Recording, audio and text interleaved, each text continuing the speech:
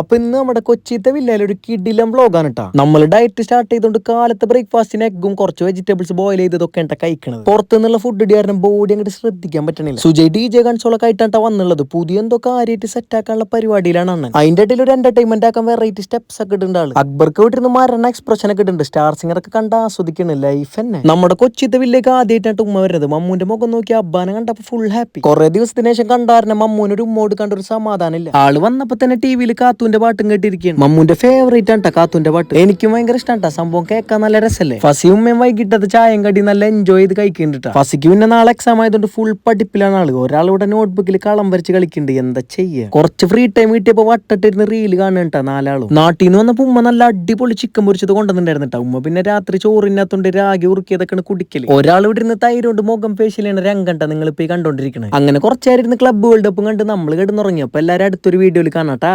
By.